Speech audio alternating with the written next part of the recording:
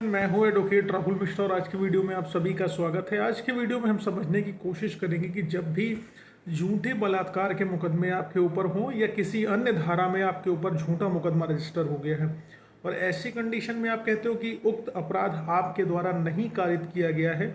और आप एक बार गिरफ्तार हो चुके हो, जेल से बाहर आ चुके हो, बेल पर आ चुके हो या गिरफ्तार नहीं हुए थे, आपको स्टे मिल गया था, आपको एंटिसिपेटरी मिल गई थी, लेकिन अब चार्जशीट आपके विरुद्ध आ गई है, तो ऐसी कंडीशन में आपको चार्जशीट क्वेश्चनिंग में जाना चाहिए। और क्या वो आधार होंगे जिनके बेसिस पर आपको चार्जशीट क्वेश्चनिंग में जाना चाहिए। चार्जशीट को प्रॉपरली पढ़ लीजिए, उसको एनालाइज कर ले, सॉरी केस डायरी को प्रॉपरली पढ़ लीजिए, केस डायरी को एनालाइज कर लीजिए, समझ लीजिए कि क्या ये कंटेंट्स आपकी केस डायरी में हैं। अगर ये कंटेंट्स आपकी केस डायरी में नहीं है तो आपको डेफिनेटली चार्जशीट क्वेश्चनिंग में जाना चाहिए। यानी कि दरोगा जी ने जो भी चार्जेस आपके ऊपर लगा रखे हैं, जो भी सेक्शंस लगा रखे हैं, उन सेक्शंस को हटवाने के लिए आपको ऑनरेबल हाई कोर्ट आना चाहिए। ठीक है, अब डिटेल में बात करते हैं, लेकिन उससे पहले मेरी आपसे रिक्वेस्ट है कि अगर आप लोग चैनल पर नए हैं या पहली बार आ रहे हैं या अभी तक आप लोगों ने चैनल को सब्सक्राइब नहीं कर रखा तो प्लीज़ सब्सक्राइब करिएगा। साथ ही साथ एक हम्बल रिक्वेस्ट और है, अगर आप मुझसे मिलना चाहते हैं लखनऊ, दिल्ली, इलाहाबाद में, तो अपनी अपॉइंटमेंट शेड्यूल कराकर मुझसे मिल सकते हैं। आपको नंबर डिस्क्रिप्शन में मिल जाने वाला है, लेकिन डायरेक्ट कॉल नहीं करनी है, पहले व्हाट्सएप के थ्रू अपनी अपॉइंटमेंट कंफर्म करा लेनी है, उसके बाद हमारी आपकी बात हो पाएगी। देखिए, पहला पॉइंट ये ध्यान रखिएगा कि अगर जो भी घटनाक्रम कारित होने का एलिगेशन आपके ऊपर लगाया गया है, चाहे वो रेप का मामला हो, बलात्कार का मैटर हो, हत्या का मैटर हो या किसी अन्य मैटर में, अगर आपके ऊपर एलिगेशन लगाया गया है कि उक्त घटनाक्रम आपने कारित किया गया है, तो घटना जो एफआईआर लिखाई गई है, एफआईआर में उक्त घटना का समय क्या लिखा गया, क्या समय स्पष्ट रूप से लिखा गया है कि घटना इतने बज के इतने मिनट पर कारित हुई है। अगर ऐसा नहीं लिखा है तो आपके पास एक ग्राउंड है कि घटना का समय स्पेसिफिक रूप से इन्होंने नहीं बताया है कि किस समय घटना हुई थी। आपके पास एक ग्राउंड है, आप उस कंडीशन में चार्जशीट क्वेश्चन के लिए जा सकते हैं जहां पर घटना का समय नहीं बताया, दिनांक नहीं बताया कि घटना इतने बज के इतने मिनट पर इस तारीख को घटना कारित हुई है, ये भी अगर नहीं बता रखा, यानी कि स्पेसिफिक डेट नहीं बताई, टाइम नहीं बताया, तो उस कंडीशन में आप जा सकते हो बिल्कुल क्वेश्चनिंग में। और दूसरी चीज़, जहां पर स्पेसिफिक प्लेस नहीं बताया कि इस समय इस इतने बजे इस स्थान पर यह घटना कारित करी गई है। जैसे कोई लड़की कहती है, मान लीजिए रेप के ही मैटर में, कि हमको बार बार होटल ले जाके इन्होंने मेरे साथ शारीरिक संबंध बनाए, लेकिन लड़की जैसा कि कहती है कि बार बार उसको होटल लेके जाया गया, और जिस लड़की को वो एलिगेशन लगाती है लड़के के ऊपर कि इन्होंने मेरा बलात्कार किया, अगर लड़की को बार बार किसी लड़के ने होटल लेके गया है, उसके साथ शारीरिक संबंध बनाए हैं, तो कम से कम लड़की को रास्ता याद होना चाहिए, किस रास्ते से उसको होटल लेके गया है और लड़की को किस होटल में लेके गया है,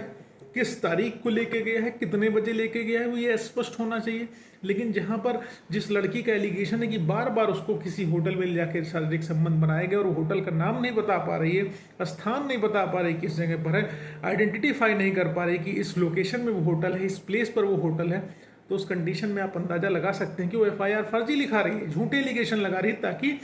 जो विमेन सेंट्रिक लॉज बनाए गए हैं, जेंडर न्यूट्रल नहीं है, ये केवल महिलाओं के लिए है, इसका मिसयूज करके लड़कों को फंसा सके और पैसे की वसूली कर सके। मेजर रीजन यही होता है, पैसे की वसूली का रीजन होता है। जहां पर एफआईआर लिखती, तो जहां पर घटना की डेट, टाइम, प्लेस स्पेसिफिक रूप से नहीं बताई गई है, वहां पर आप क्वेश्चनिंग में बिल्कुल जाइए। और जैसे मान लीजिए कोई हत्या का मुकदमा है या मारपीट का मुकदमा है, एलिगेशन जर्नल नेचर के लगा दिए गए हैं, जर्नल नेचर के एलिगेशन लगाए हैं, बताया है कि सबने हमको मिलके मारा है, किसी एक व्यक्ति का नाम नहीं लिया है, अगर नाम लिया भी है तो किसने हाथ पकड़ा, किसने पैर पकड़ा, किसने लाठी से मारा, किसने डंडे से मारा, कुछ स्पष्ट नहीं क्लियर किया है, लेकिन सबने एक राय होकर या एक मत होकर हमें मारा पीटा ऐसा कहा है, तो जर्नल नेचर के एलिगेशन है। और जहां पर जर्नल नेचर के एलिगेशन है, you should definitely go for the question. ठीक है, अब अगला चीज और ध्यान रखिएगा, जो सबसे इंपॉर्टेंट तीसरी चीज है जो मैंने ऑब्जर्व करी है, तीसरी चीज ये है कि आपको स्पष्ट रूप से ये क्लियर होना चाहिए कि लड़की ने 161 में क्या कहा है, 164 में क्या कहा है। अब 161 और 64 में एकदम अगर भिन्नता है, एकदम कॉन्ट्रोडिक्शन है, एकदम अलग 164 दे रखा है, 161 एकदम अलग दे रखा है, तो आप यहाँ से भी अंदाजा लगा सकते हैं कि दोनों स्टेटमेंट में इसके भिन्नता है, एकदम अलग कॉन्ट्रोडिक्टरी स्टेटमेंट्स इसने दे रखे हैं, सपोर्टिव स्टेटमेंट्स नहीं है, कोलैबोरेशन नहीं है। तब भी आप चार्जशीट क्वेश्चन में आप आगे जा सकते हैं। अब मान लीजिए पुलिस विवेचना करती है, विवेचना के दौरान पुलिस की रिस्पॉन्सिबिलिटी बनती है कि वो स्पष्ट तौर पर विवेचना करे, सही तरीके से विवेचना करे। विवेचक को इसीलिए अपॉइंट किया जाता है, इसीलिए सरकार के फंड से उसको सैलरी मिलती है, हमारे आपके टैक्स के पैसे से उसको सैलरी मिलती है। और विवेचक की रिस्पॉन्सिबिलिटी बनती है कि वो निष्पक्ष होकर जांच करे, एफआईआर पहले रजिस्टर करे, फिर निष्पक्ष होकर जांच करे। अगर एफआईआर लगाने वाला मैटर बनता है तो एफआईआर लगाए, अगर चार्जशीट लगाने वाला मैटर बनता है तो चार्जशीट लगाए। लेकिन लड़कियों के मामले में जब भी रेप जैसे एलिगेशन महिलाओं द्वारा लगाए जाते हैं या महिलाओं द्वारा किसी प्रकार की भी एफआईआर लिखाई जाती है तो पुलिस जनरली पुरुषों को चार्जशीटेड कर देती है, स्पेशली 376, 354 जैसी संगीन धाराओं में चार्जशीटेड कर देती है। वो अपना ब्रेन का इस्तेमाल नहीं करती, लड़के एविडेंस देते देते मर जाते हैं, किसी प्रकार के एविडेंस को कंसिडर नहीं करती। अब पुलिस को ये रिस्पॉन्सिबिलिटी है कि जैसे जिस जगह का घटनाक्रम कारित होना बताया गया, पुलिस वहाँ की नक्शा नजरी बनाए, मौका मुआयना करे, आसपास के गवाहों का बयान ले। लेकिन पुलिस ने ना आसपास के गवाहों का बयान ले रखा है, स्वतंत्र गवाहों का बयान नहीं ले रखा है किसी का, ना उसने नक्शा नजरी बनाई है, ना उसने जो है आपका स्टेटमेंट करा रखा हुआ है। तो उस कंडीशन में भी आप क्वेश्चन में जा सकते हो। और मान लो अगर पुलिस ने नक्शा नजरी, एक बार को मैं मानता हूँ, चौथा जो मैं अपना 5वां पॉइंट जो डिस्कशन कर रहा हूँ, नक्शा नजरी बना रखी है, गवाहों के नाम उसने दे रखे हैं कि हमने इन स्वतंत्र गवाहों का स्टेटमेंट ले रखा है, तो ये भी इंपॉर्टेंट चीज़ है देखना कि पुलिस किस गाड़ी से गई थी वहाँ पर विवेचना करने। अगर पुलिस ने अपनी विवेचना के दौरान, जैसे मैं हमराही उपनिरीक्षक फलाना कांस्टेबल के साथ मौके पर पहुंचा लिखता है ना, तो उसी तरीके से उसको गाड़ी नंबर भी एंटर करना पड़ेगा। जिस सरकारी गाड़ी से वो गया है विवेचना करने के लिए, उस गाड़ी का नंबर एंटर करना पड़ेगा। अगर वो सरकारी गाड़ी से नहीं गया है, प्राइवेट गाड़ी से विवेचना करने गया, तो उसका भी नंबर एंटर करना पड़ेगा। लेकिन दरोगा जी ने अगर वहाँ पर किसी प्रकार से किसी व्हीकल का नंबर एंटर नहीं किया, तो यहाँ से स्पष्ट हो जाएगा कि इन्वेस्टिगेशन के दौरान इनका इंटेंशन मैलाफाइड था। ये स्पष्ट रूप से एक पार्टी को फंसा देना चाहते थे और एक से पैसा लेके बैठ गए। तो उस कंडीशन में भी आप क्वेश्चनिंग में जा सकते हो, क्वेश्चनिंग में आपको डेफिनेटली हेल्प मिलेगी चार्जशीट क्वेश्चनिंग में, ठीक। और सबसे इंपॉर्टेंट चीज़ ये ध्यान रखिएगा, अगर दरोगा जी ने गवाहों के बयान ले रखे हैं, कई बार आप लोग कहते हो कि फर्जी गवाहों के ये स्टेटमेंट ले रखे हैं, उन गवाहों को तो हम जानते भी नहीं है, वो गवाह कौन थे, कहाँ थे, कुछ पता ही नहीं, दूसरे शहर में वो लोग नौकरी कर रहे थे। तो ये भी देखना दिलचस्प होगा कि जो 10-15 लोग गवाही दे रहे हैं आपके विरोध में, क्या दरोगा ने उन लोगों की सीडीआर निकाल रखी है?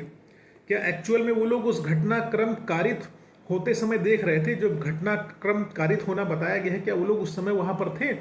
पता चला कोई दूसरे शहर में बैठा है,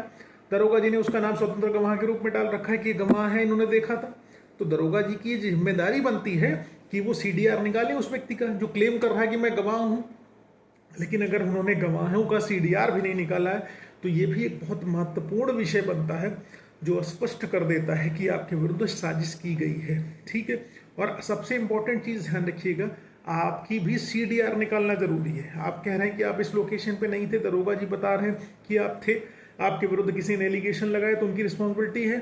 कि वो सीडीआर निकालें। और सीडीआर जनरली आप आईओ को निकालने कहते हो, निकालता उकालता नहीं है। उस कंडीशन में आपके पास एक विकल्प ये भी है कि आप एसपी को डायरेक्शन कराइए, एसपी साहब को लेटर भेजिए रिप्रेजेंटेशन कि हमारा सीडीआर निकालिए, हमारा सीडीआर निकालना जरूरी है। और एसपी साहब को लेटर भेजने के बाद अगर कोई रिस्पांस नहीं आता है आपका, तो हाई कोर्ट से मैंडमस कराइए, रिट दाखिल करिए और हाई कोर्ट से उनको डायरेक्ट कराइए कि इस मैटर में सीडीआर निकाला जाए, ताकि किसी आदमी की बेगुनाही साबित हो सके। उसके बाद अब सबसे इंपॉर्टेंट चीज़, जो थाने पे बैठ के विवेचना करते हैं, कहीं नहीं जाते हैं, आपको फ़ोन करके बुलाते हैं और आप चले जाते हैं, फंस जाते हैं। अगर थाने से विवेचना हो रखी है, जैसा कि मैंने बता दिया, नक्शा नजरी फर्जी बनी हुई है, ठीक है, स्पॉट मेमो फर्जी बना है, रिकवरी मेमो फर्जी बना हुआ है, सब कुछ फर्जी है, तो उस कंडीशन में भी आप चार्जशीट क्वेश्चनिंग में जा सकते हैं। अब सबसे इंपॉर्टेंट रेप के मैटर्स की अगर मैं बात करूँ, भी मैंने हत्या की बात कर ली, रेप की बात कर ली, डकैती छिनैती की बात कर ली।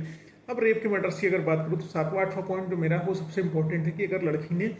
जहाँ पर मेडिकल कराने से खुद से मना कर दिया, उसने कहा कि मैं मेडिकल नहीं कंडक्ट कराऊंगी, और क्योंकि मेडिकल उसने नहीं कंडक्ट कराया, तो क्या केवल उसकी ओरल टेस्टिमनी के बेसिस पे लड़के को सजा हो जाएगी? जहाँ पर घटना जो है तुरंत की है, जहाँ पर घटना तुरंत की है, जैसे एक दिन का उस लड़की ने एक दिन उसके साथ बलात्कार हुआ, उसके अगले दिन ही एफआईआर लिखाने चली गई या सेम डे लिखाने चली गई, तो उसमें उसकी रिस्पॉन्सिबिलिटी बनती है कि वो मेडिकल कंडक्ट कराए। अगर मेडिकल नहीं कंडक्ट करा रही, मेडिकल कराने से खुद से मना कर दे रही, तो ऐसी कंडीशन में लड़के को फायदा मिल जाएगा। और क्वेश्चनिंग में लड़के को बिल्कुल आना चाहिए कि लड़की अगर सही होती, उसके पास कोई एविडेंस होता, अगर उसके साथ किसी प्रकार का जोर जबरदस्ती शारीरिक संबंध बनाया गया होता तो मेडिकल में सारा कुछ निकल के चला आता। लेकिन लड़की ने कहा ना मेडिकल कराएंगे ना डीएनए कराएंगे, तो उस कंडीशन में भी आप क्वेश्चनिंग में आ सकते हो। और सबसे महत्वपूर्ण चीज़ है, चाहे वो रेप का मैटर हो, चाहे वो चोरी का मैटर हो, चाहे हत्या का मैटर हो, चाहे डकैती का मैटर हो, कोई भी मैटर हो, चाहे कोई मैटर हो, चाहे मारपीट का मैटर हो, जहां पर एफआईआर डिले से लिखाई गई, मान लो कोई घटनाक्रम 1 साल 2 साल 3 साल 4 साल पहले कारित होना आपने बताया, 4 साल बाद आप आके एफआईआर लिखा रहे हो। चाहे रेप वाले में अक्सर देखता हूँ लड़कियां कहती शादी का झांसा देते हुए 4 साल से इन्होंने शारीरिक संबंध बनाए। अब ऐसे ही लोग कहते हैं कि इन्होंने 1 साल पहले हमारे यहाँ चोरी कर ली थी, हमारे साथ मारपीट कर दी थी। तो डिले इन एफआईआर अगर आपकी है, एफआईआर देर से लिखाई गई है और डिले को जस्टिफाई नहीं किया गया है, तो उस कंडीशन में भी आप चार्जशीट क्वेश्चन में आइए और इस एफआईआर को ख़त्म कराइए। ठीक है, अपने विरुद्ध मुकदमे को ख़त्म कराइए। और सबसे महत्वपूर्ण चीज़ ये भी देखिएगा कि कभी भी अगर आपका कोई मुकदमा किसी पार्टी के साथ चल रहा है, ठीक है, उस पार्टी ने आपके विरुद्ध मुकदमा रजिस्टर करा दिया, आपने मुकदमा सिविल सूट लिखाया, रिकवरी फॉर मनी लिखाया, पैसे की वापसी के लिए, सिविल सूट के लिए, कोई भी आपने मुकदमा उस पार्टी के अगेंस्ट रजिस्टर कराया। अब उस मुकदमे को लिखाने के बाद जो है पुलिस किसी प्रकार की कार्रवाई नहीं करी, अपोज या उनके खिलाफ कोई हैवी एक्शन हो गया, उनको पेनाल्टीज लगने वाली थी या सैंक्शंस लगने वाले थे, उस कंडीशन में उन्होंने सोचा आपके विरुद्ध कोई मुकदमा रजिस्टर करा देते हैं। मुकदमा रजिस्टर करा के उसमें एक बेटर फुटिंग पे हम आ जाते हैं, ताकि दोनों पार्टियों का मुकदमा चलने लगेगा तो दोनों पार्टी मुकदमा वापस करने पे सेटल कर लेंगी। या हो सकता है 376 का एलिगेशन लगा दे तो आपसे प्रॉपर्टी अपने नाम करा ले, पैसा मांग ले। ये सारी चीज़ें होती। जब आपका कोई मुकदमा चल रहा है पहले से, उस मुकदमे की प्रति लगाते हुए आप क्वेश्चन में आ सकते हैं, आपको डेफिनेटली हेल्प मिलने वाली है। अब आपका कहना है कि आप अगला पॉइंट, जैसे कि आपका कहना है कि अगर आप जो है जिस दिन घटना कारित हुई है उस दिन वहाँ पर नहीं थे, दूसरे शहर में थे, तो ऐसी कंडीशन में अगर आपके पास मान लो बस की टिकट उपलब्ध है, एयरप्लेन की टिकट उपलब्ध है, कई केसेस मैंने ऐसे देखे, लड़के विदेश में रहते थे, मैंने कभी स्टे कराया परसों नरसों,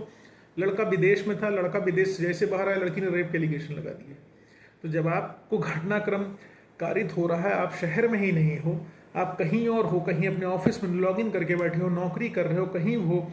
तो उस कंडीशन में भी आप ये सारे एविडेंसेस लगा के चार्जशीट क्वेश्चन में आ सकते हो। उम्मीद है इस वीडियो से आपको डेफिनेटली कुछ ना कुछ हेल्प मिलेगी। अगर ऐसा कुछ है तो वीडियो को लाइक शेयर सब्सक्राइब करना मत भूलिएगा। फेसबुक, इंस्टाग्राम, ट्विटर पर अभी तक फॉलो नहीं किया तो प्लीज़ फॉलो करो, लिंक डिस्क्रिप्शन में है। साथ ही साथ इस वीडियो को ज़्यादा से ज़्यादा लाइक शेयर सब्सक्राइब करिएगा, ताकि और लोगों तक पहुंच सके जिनको इस मैटर में परेशानी आ रही, जिनको वास्तविकता में इस वीडियो की ज़रूरत है। धन्यवाद। जय हिंद, जय भारत, भारत माता की जय। बाकी किसी प्रकार की त्रुटि हो तो मुझे क्षमा करिएगा, और सहयोग का आकांक्षी आप सभी के सदा रहूँगा। धन्यवाद।